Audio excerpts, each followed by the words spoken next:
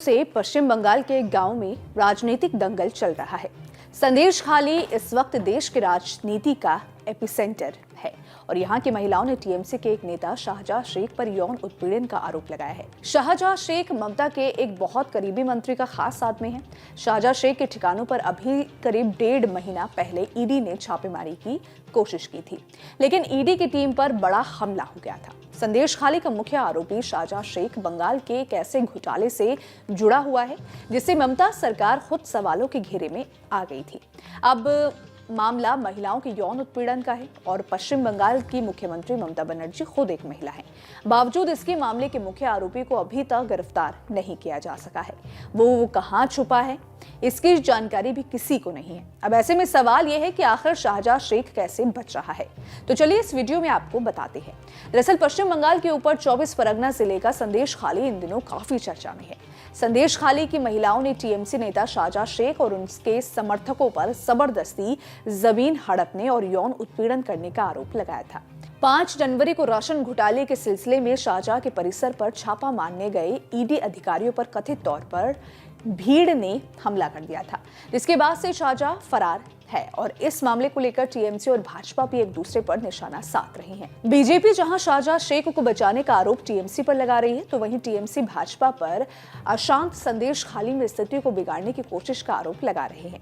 इस मामले में आरोपी टीएमसी नेता शाहजहां शेख पर 3 लोगों की हत्या का भी आरोप है। 3 हत्याओं के इन मामलों में एफआईआर में तो शाहजहां शेख का नाम है, लेकिन जब चार्जशीट फाइल की गई थी वो उनके खिलाफ थी जिनके नाम एफआईआर में थे ही नहीं। पहला मामला देवदास मंडल नाम के एक युवक का 8 जून 2019 को अपहरण होता है। मंडल की पत्नी और अगले दिन अपहरण की एफआईआर दर्ज कराती है।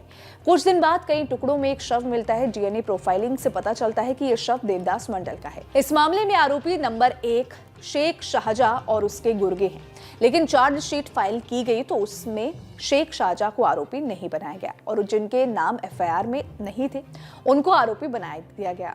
अब एफआईआर में जो 23 लोग नामजद थे उनके खिलाफ चार्जशीट नहीं हुई।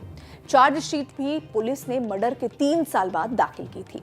दूसरे मामले की बात करें तो 8 जून 2019 को ही प्रदीप मंडल और सुकांता मंडल का मर्डर होता है।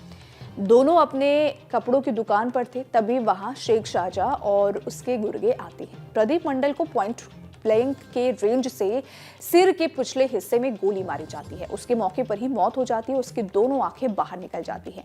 सुकांता मंडल को भी पॉइंट ब्लैंक रेंज से गोली मारकर मार डाला गया और इस मामले में भी जिनका नाम एफआईआर में है उनके खिलाफ चार्जशीट नहीं दाखिल की गई है। जिनका नाम एफआईआर में नहीं है उन्हें चार्जशीट में आरोपी बनाया गया है। इस डबल मर्डर केस में 5 लोग अभी भी फरार हैं, लेकिन कोर्ट से उनके खिलाफ वारंट जारी नहीं करवाए गए हैं। खास बात यह है कि इस एफआईआर में भी मुख्य आरोपी शेख शाहजहां है, लेकिन अगर आप एफआईआर की कॉपी देखेंगे तो उसमें शाहजहां शेख के नाम को ब्लैक पेंट से हटाने की कोशिश की गई है। प्रदीप, सुकांता और देवदास मंडल तीनों ही बीजेपी के कार्यकर्ता थे और तीनों अनुसूचित जाति से थे। शिकायत के मुताबिक 2019 में जब बीजेपी की लोकसभा में सरकार बनी तो संदेशखाली में बीजेपी के कार्यकर्ताओं की हत्या कर दी गई, क्योंकि ये लोग चुनाव में बढ़ चढ़कर बीजेपी का चुनाव प्रचार कर रहे थे। आरोप है कि शाहजहां शेख टीएमसी का बाहुबली नेता था और अभिषेक बनर्जी का करीबी था। आरोप यह भी है कि इसलिए 3 हत्याओं में नामजद एफआईआर होने के बावजूद उसे कभी गिरफ्तार नहीं किया गया। वहीं बिजली विभाग के अधिकारियों के साथ मारपीट के मामले में भी मुख्य आरोपी है और उसके खिलाफ कोर्ट से वारंट भी निकला हुआ है, लेकिन इस मामले में भी आज तक उसकी गिरफ्तारी नहीं की गई। आरोप है कि शेख शाहजहां ने बिजली विभाग के अधिकारियों को पहले उनके दफ्तर में जाकर पीटा और फिर अपने ऑफिस में बुलाकर भी बुरी तरीके से मारा। हालांकि इसको लेकर आपकी क्या राय है, आपके क्या विचार है, कमेंट सेक्शन में जरूर बताइएगा। वीडियो पसंद आए तो वीडियो को लाइक शेयर करना ना भूलें।